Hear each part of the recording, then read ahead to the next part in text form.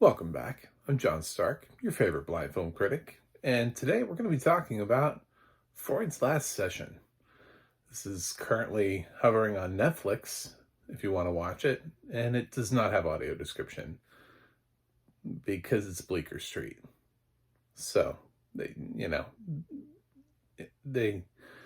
not the most reliable company in the world when it comes to audio description.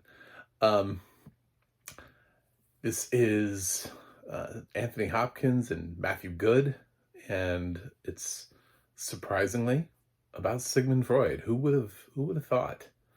But it's also about C.S. Lewis. So we're gonna talk about it, but first, click that subscribe button because I need it. I need it good. Uh, I think that's my id speaking, or is that my super ego, or I don't know. I didn't stay awake in that class. Anyway, Freud's Last Session is a 2023 drama that was released right at the end of the year to hopefully maybe catch some sort of Oscar buzz for Anthony Hopkins. It did not. Maybe because it kind of feels like every other performance Anthony Hopkins has ever given. I love Anthony Hopkins, so it's not me. I'm not trying to ding the man, but it really does not have that extra special feel to it. I think that's what everybody gravitated to with The Father, is that somehow he brought some like little flavor extra, but he's sort of in the twilight of his career, and he just kind of brings Anthony Hopkins to his roles now. Matthew Goode is really interesting here as C.S. Lewis. I thought he did a nice job, especially having to go toe to toe with Anthony Hopkins in every single scene. I thought Matthew held up quite well, actually. I really enjoyed Matthew in the Paramount Plus limited series, The Offer. If you ever get a chance to watch that, he played a very good version of our kid that stayed in the picture. So, yeah, this is more than I thought it was going to be when I went into the film. I thought it was going to be basically one of those like incredibly limited location films where you just show up and watch people sit in a room for the duration of the movie and talk, because that's kind of what it's billed as. Is, Sigmund Freud and C.S. Lewis sit down and have a conversation at the onset of World War II. Well, that's not really the whole film. That's only like part of the film. There's a lot of flashbacks. There's jumping around in time. It feels like it's set more really for the end of Freud's life. Multiple times in the film, he complains about being in pain and trying to get painkillers and stuff like that, because he is presumably nearer to death than we may think. And it also has other characters in the film, and it cuts away from them. One of them is the fact that he has a daughter who is quite prominent in the film in terms of a character. So it does break up that monotony of just sitting in a room and talking. But at the same time, this format makes it really hard for a blind or low vision viewer to follow the film because it's constantly time jumping. So it's jumping to flashbacks, it's jumping to other scenes that are just sort of out of place in the story. And not everything has audio, and not everything is just dialogue, just sits there and talks to you. I mean, that's what they do.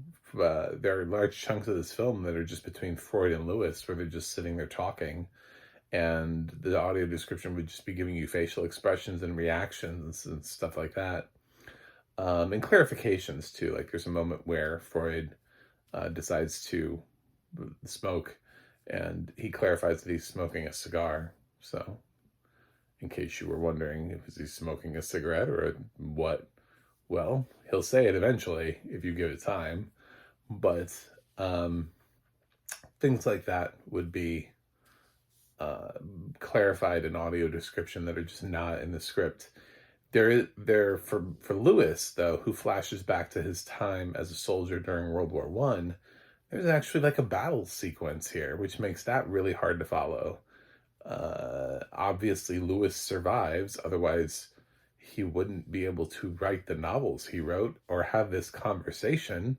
So I'm not saying that like I needed to know whether or not he was going to be okay, but there were other things happening. You know, there was this guy that he was talking to at the beginning of the scene, and it's like, well, what happens to that friend? Blah, blah, blah. And some of these questions answer themselves, but it's still not great to be sitting there going like, what's going on? I just hear explosions and gunshots. This isn't fun for me. Whereas like a sighted audience gets answers to everything right away. Used to be there, so that's why I'm able to compare. Um, so yeah, I take that into consideration too when I'm talking about like, is the film watchable or not? There's also something to be said for just in general what audio description does when it shapes the world that we're in. For example, we spend a lot of time in Freud's house. I have no idea what it looks like. He could live anywhere. Could be a small house, big house, 2-story, 1-story, I'm 3-story, 4 and 5. I have no idea. He could live in a tiny cabin in the woods. I don't know where he lives because there's really no context given to it. There rooms and stuff like that. There's only the little things that you can pick up on, things that he uses, like the phone. There's just, he has a dog. Like there are things that he directly mentions or uses within the context of the script, but we don't know how he lives. Is he a hoarder? Does he keep a clean home? There are things that would kind of pop up in audio description to help us shape the people. Since we're spending so much time in Freud's house, it would be nice. But unfortunately, there's no audio description here. So my recommendation would be watch it if you're a big Anthony Hopkins fan and this is like on your bucket list. I can understand that. That's basically why I watched it. I was like, well, I'm an Anthony Hopkins fan. And I watched stuff with Anthony Hopkins in it. So it got me. But at the same time, don't watch it if you're looking for, a cohesive good time, because the lack of audio description kind of breaks that up and makes it not a great experience. At the end of the film, I was left with sort of like a experience with the film. Like I could take it or leave it. I didn't really need it to go either way.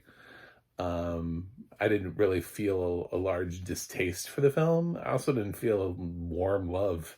Like I wanted to rush on here and recommend it to you guys. So two totally different, just sort of like right down the middle. Like, what'd you think? I don't know. It was a movie with Anthony Hopkins. But I can't really in good conscience to my blind and visually impaired audience, or anybody who's like me, I can't really give it a stamp of approval and say watch it, because there are scenes in here that would really make no sense. It would make a lot more sense if they actually had audio description. So some of the stuff that they pose, that they have in conversation, is interesting, but it's all because Hollywood writers write scripts well. These are not the exact words said by these men. So it's just good script writing. And it can be interesting, but I don't know if that's long enough, if that's enough to engage you for a movie that's like an hour 45. So we'll see. But for me, I'm going to leave Freud's Last Session as unwatchable.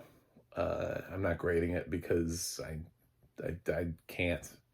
There are too many factors in there that I think audio description would have helped to answer. If I had to guess a range, I would say maybe C to B minus, somewhere around in there. I don't think this is a negative film. I don't think I would go negative on Freud's Last Session. I think there's enough in the performances alone. I'm somebody who absolutely shows up for performances. I love to watch great actors do great things. And a really solid performance can save a film. And I think Hopkins is solid, but also Matthew Goode is. I know this is the film that everybody talks about Anthony Hopkins, but Matthew Goode is good in this as well. and that bears mentioning. So if you want to hear theological conversations, check this movie out. Either way, that's it. And I hope you guys click subscribe, and I'll see you guys on the other side.